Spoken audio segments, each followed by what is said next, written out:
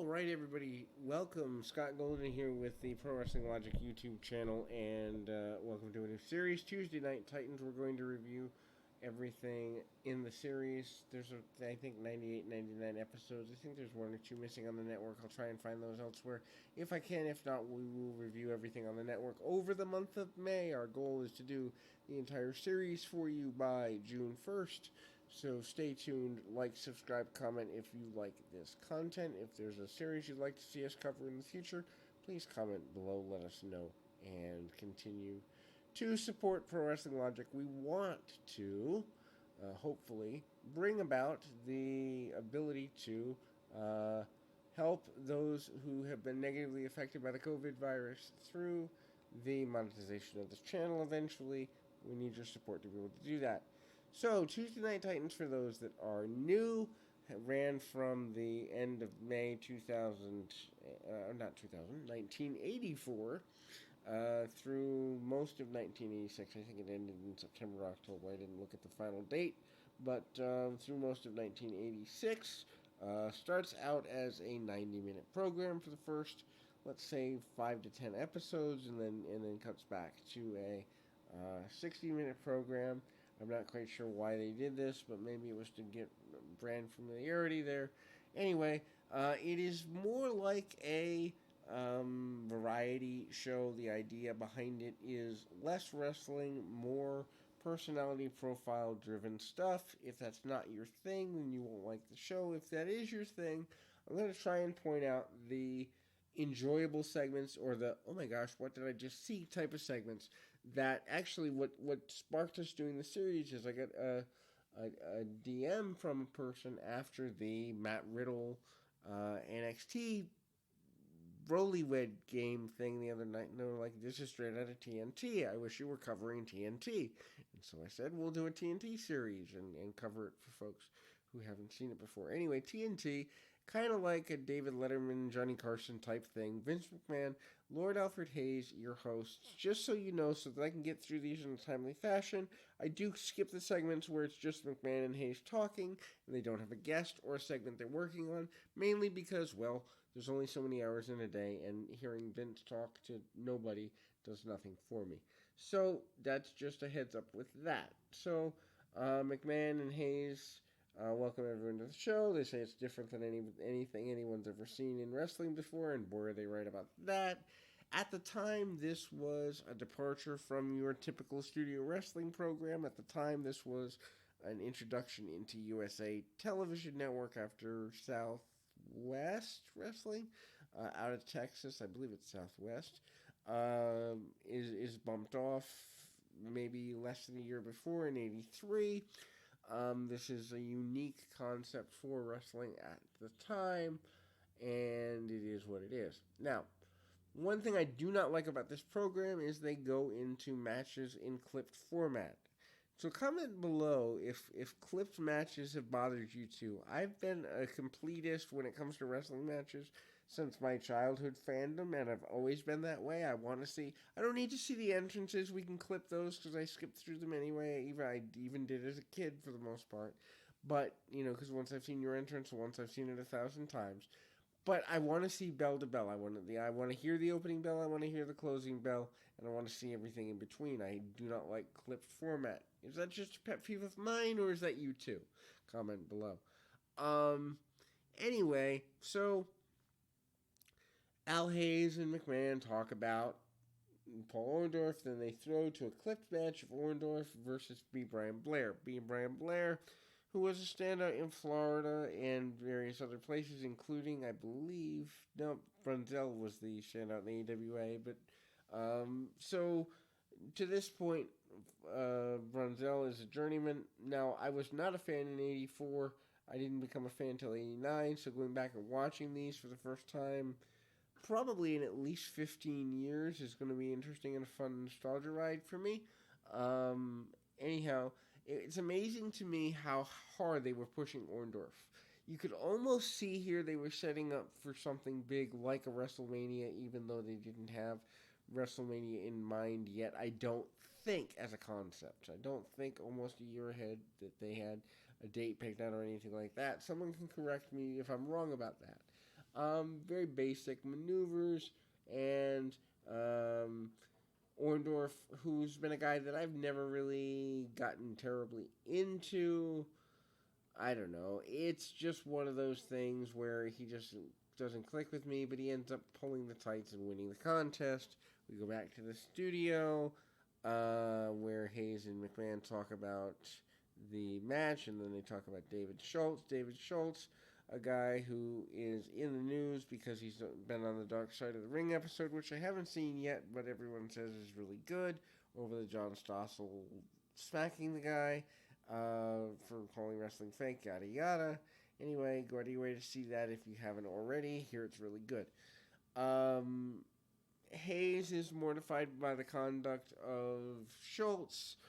Then we go to a interview with Mean Gene and David Schultz. Schultz is your classic bully. Now, if you are a Steve Austin fan, if you are a Stone Cold Steve Austin fan, and most listening to this probably are, and you've never seen TNT or David Schultz before, please go seek out this program and see that there is a portion of Stone Cold Steve Austin that I swear is ripped directly from the mannerisms of David Schultz. Schultz, who is portraying a bit of a redneck, who doesn't like authority, who doesn't like anything that isn't directed at him longer term, certainly is, willing to negotiate various things, but not limited to. The fact that he wants competition, he doesn't care what race they are, doesn't care what size they are, doesn't care what nationality they are, doesn't care anything about them. He says he's a bully, he'll steal your lunch money, he did before, he'll do it again. He challenges just about anyone who can walk, and then in a really interesting, I don't even know if it's based in reality or it was just Schultz playing. I love it when he says, why are you playing my leg? Why are you playing with my leg, Gene? I know I've got to wrap up, but I've got stuff to say, and it's kind of really cool. Was Okerlund playing with his leg, or was that complete hyperbole? We don't know. Then we go to a squash match with Billy Travis, David Schultz in a bridge format. Schultz with a huge inside-out clothesline, big boot. He reminds me so much here of the limited bit I've seen of Bruiser Brody. I think they were friends, believe it or not, so maybe that's where the connection comes in. But needless to say, a top rope spinning corkscrew style elbow gets things going in the right direction for Mr. Schultz. McMahon and Hayes previews the House Call. House Call is a pre-tape segment with Schultz. Now, this does not age well. If you want something cringeworthy, please go out of your way to watch this segment. David Schultz portrays your typical redneck who is abrasive to his wife, abrasive to his kids, but wants sympathy. He proceeds to yell at his kids, threaten his kids with bodily harm, threaten his wife, tell his wife she belongs in the bedroom. Like, everything that is not politically correct is dumped into this 4 or 5 minute segment.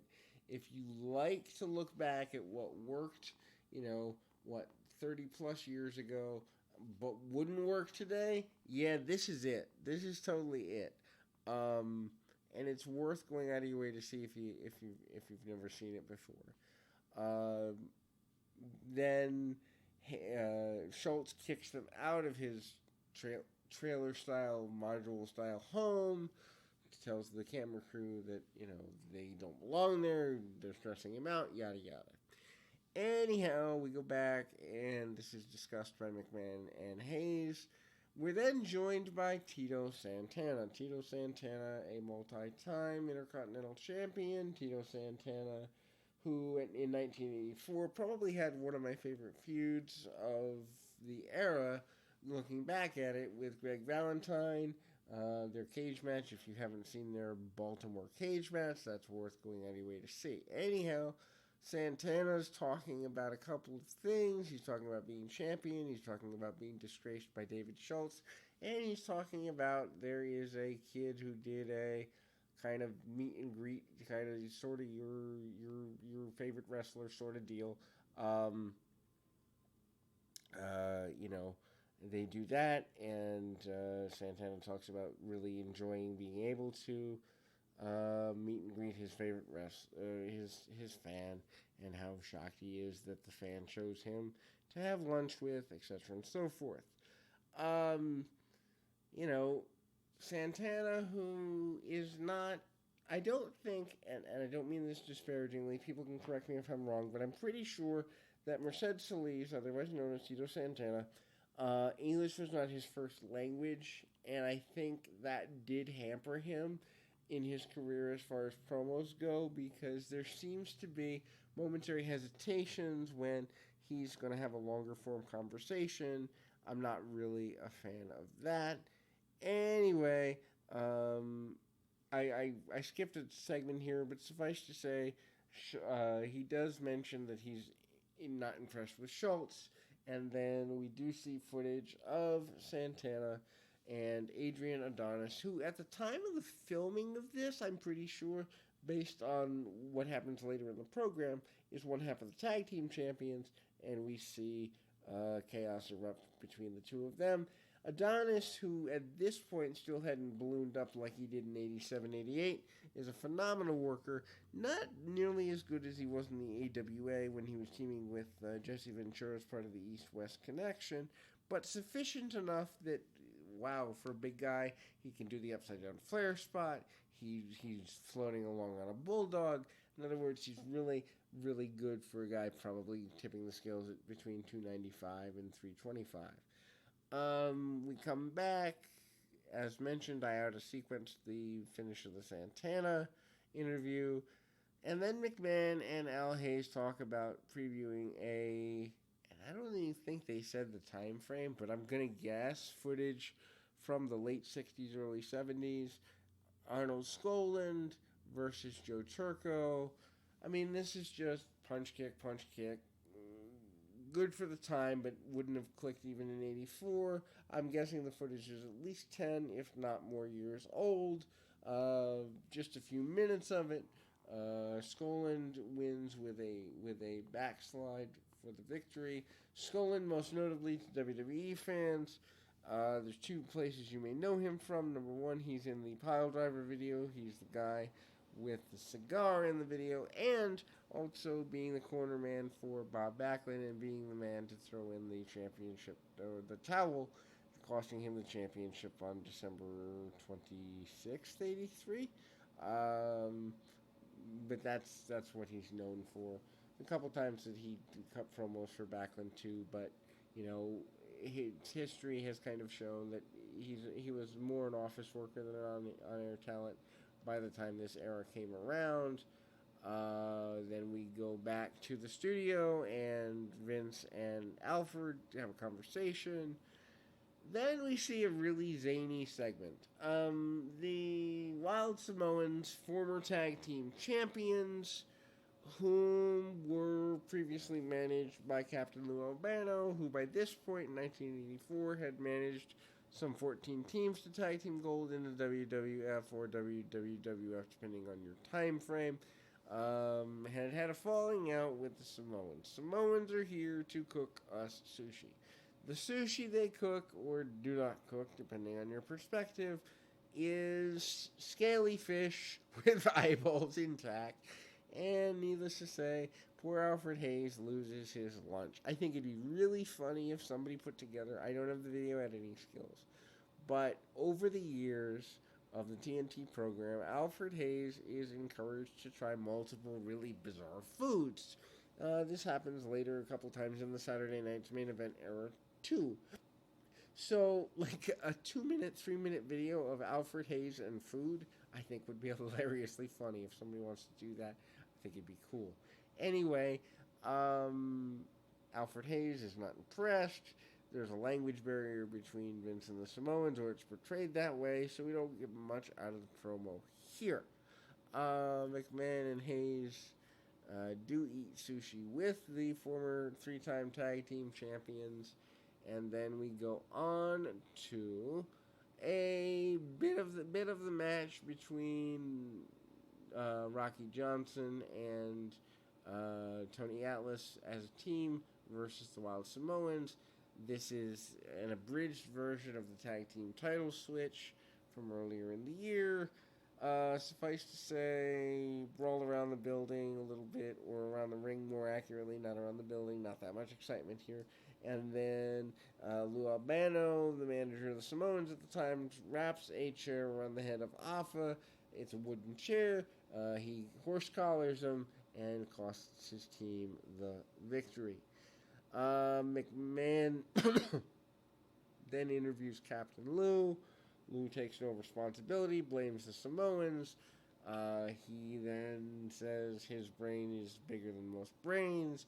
He says that he could be in talks with Dick Murdoch and Adrian Adonis, the current teams. No one would know. He's not going to disclose his plans. He also disparages anybody who doesn't think he's the greatest manager ever. And he's wearing a loud Hawaiian shirt when he does this. If you are a fan of the Captain and you like this sort of thing, go out of your way to see it. He runs through multiple segments. He also gets into managing Cyndi Lauper, Cyndi Lauper, and saying that she should be paying him for the exposure he's giving her with Girls Just Want to Have Fun and Time After Time. And he mentions one another song I can't think of. I did not realize that the beginning of the Rock and Wrestling / push towards WrestleMania 1 started all the way back in the end of May of 84. I did not realize that link had been made there, so that's kind of cool to find out. Then we move along to the audience talking with Albano and Freddie Blassie, really a nothing segment. They asked some goofy questions. Nobody really cares about the answers. Highlights from the world of wrestling as we see Hogan beating up on the Masked Superstar and various other highlights of matches from around the country, basically there to get guys on TV and make them appear happier, healthier, and all that good stuff. Then we move to an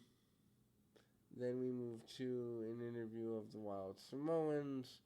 They don't really say that much, they're taken for granted, and Vince closes the program.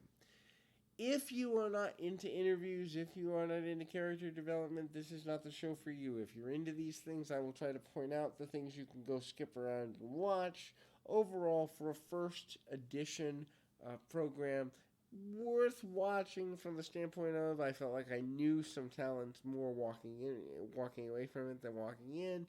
I don't understand why it's every 2 weeks that they do it. They do settle into a weekly schedule within a couple of months, so maybe it had to do with existing time slot issues or challenges. Suffice to say, an interesting, compelling first episode of Tuesday Night Titans. We'll be back with more of these. Hopefully 3 more is my goal by the end of the day. And then in between client calls, I'll do what I can to get those up for you. Scott Golden, Pro Wrestling Logic YouTube channel. Thank you, and like, subscribe, and comment below.